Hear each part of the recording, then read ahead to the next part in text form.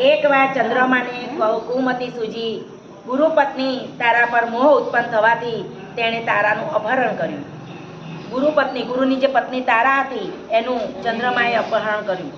आ जोई भगवान सूर्यनारायण अति क्रोधायमान थया अने चंद्रमा साथे लड़ाई करी। सूर्य चंद्रनो क्रोध सामसामो અથડાતા एक વિરાટકાય આવૃત્તિ જન્મી। આગના ગોળા જેવી આંખો, ખીલા જેવા દાંત, પીળા ઝાંખરા જેવી દાઢી મૂછ અને દોરડા જેવા વાળ, ધણ જેવું નાક, જાડાના થડ જેવા હાથ પગ, તોતિંગ દાળો જેવી આંગળીઓ। આવી નિહામણી આકૃતિને જોઈ સૂર્યચંદ્ર લડતા બંધ થઈ ગયા। એ મહાકાય આકૃતિ વાદળોની ગર્જના જેવા અવાજે બોલી, મારું નામ વ્યતિપાત છે, મને ભયંકર ભૂખ લાગી છે, સત્વરે મને ખાવા આપો, નહીતર હું આખી પૃથ્વીને ખાઈ જઈશ। આ સાંભળીને સૂર્યચંદ્ર બોલ્યા, શાંત થા વ્યતિપાત, શાંત થા, તારા માટે ભોજનની ગોઠવણ થઈ ગઈ છે। મૃત્યુલોકમાં જે કોઈ નર નારી તારું વ્રત કરે એના બધા પાપ તારે ખાઈ જવાના। જે વ્રત ન કરે, વ્રતનો અનાદર કરે, તેને તું ભયંકર પીડા આપી તારા ક્રોધનો શિકાર બનાવજે। તારું વ્રત કરનારને સુખ સંપત્તિ અને સંતતિ દેજે। અમારા તને આશીર્વાદ છે કે તારું વ્રત કરનાર ભાવિકને યમના પાસનો ભય નહીં રહે। બ્રાહ્મણ મૃતે ઉઠી સ્નાન કરી તારી મૂર્તિનું પૂજન કરી ફળફળાદિનું દાન કરનારના સફળ મનોરથ સિદ્ધ થશે। માર્કંડ પુરાણમાં મહર્ષિ માર્કંડ મુનિએ આ વ્રતમાં મહાત્માનું વર્ણન યુધિષ્ઠિરને કઈ સંભળાવ્યું છે। યુધિષ્ઠિરે યમદંડના મહાદોષમાંથી મુક્ત થવા માટે કયું વ્રત કરવું એવો પ્રશ્ન કર્યો ત્યારે માર્કંડ મુનિએ હયશ્ય રાજાની વાત કઈ સંભળાવેલી। પૂર્વે હયશ્ય રાજાએ આ વ્રત કરીને એનું ફળ પૂર્વજન્મે જે અતિલોભી વૈશ્ય હતો અને વ્યતિપાત વ્રતનો તિરસ્કાર કરતા જે બીજા જન્મે ભૂંડ તરીકે જન્મેલો એવા વૈશ્યને અર્પિત કરી દીધેલો। આ વૈશ્યનું નામ ધનદાસ હતું।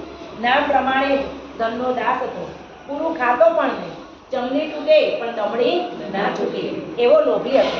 વ્રત ઉપવાસની વાત આવતા જ મોં કડવું થઈ જાય। પૈસો મારો પરમેશ્વર, હું પૈસાનો દાસ, આવો હતો એ વૈશ્ય। વ્યતિપાતના મહાપર્વનો દિવસ હતો। ભરપેટ ભોજન કરીને ધનદાસ તકિયા ગાદી પર આડો પડ્યો। પડતો પડતો આંગળીના વેઢે વ્યાજ ગણતો હતો। એટલામાં 7 દિવસનો ભૂખ્યો બ્રાહ્મણ ત્યાં આવ્યો અને કરગરવા લાગ્યો, શેઠ, આજે વ્યતિપાતનું મહાપર્વ છે, દાન કરીને બટકું રોટલો આપો તો મારી આંતરડી ઠરે। 7 દિવસનો ભૂખ્યો છું। આપવાની વાત આવી ત્યાં તો શેઠને ટાઢ ચડી ગઈ। એ તો માંડ્યો ગાળો દેવા।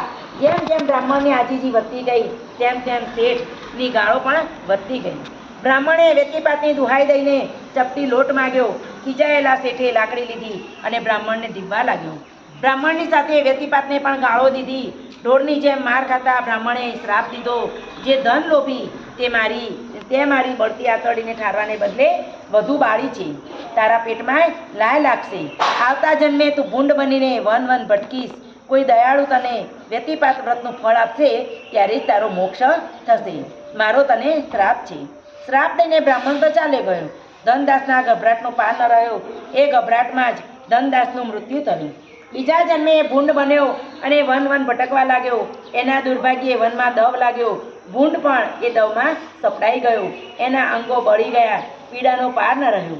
અંગે અંગે કાળી બળતરા ઉઠી। ન ખાઈ શકતો, ન પી શકતો। ભૂખ્યો તરસ્યો એ પ્રભુ પાસે મોત માગવા લાગ્યો। એક દિવસ મૃગયા રમવા નીકળેલો હયશ્ય રાજા એ વનમાં આવ્યો।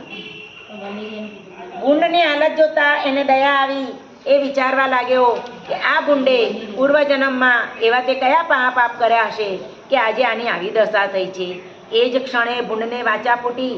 પૂર્વજન્મે મેં પોતે કરેલા પાપની અને બ્રાહ્મણના શ્રાપની વાત કરતા કહ્યું, કોઈ મને વ્યતિપાત વ્રતનું ફળ આપે તો મારો મોક્ષ થાય। રાજા હયશ્ય વ્યતિપાતનું વ્રત પૂર્ણ શ્રદ્ધાથી કરતો હતો। તત્કાળ તેણે હાથમાં જળ લઈને સંકલ્પ કર્યો। વ્રતનું પુણ્ય ભૂંડને આપ્યું। એ જ ક્ષણે વૈશ્ય ભૂંડના દેહમાંથી મુક્ત થયો અને રાજાને હાથ જોડીને સ્વર્ગે ગયો।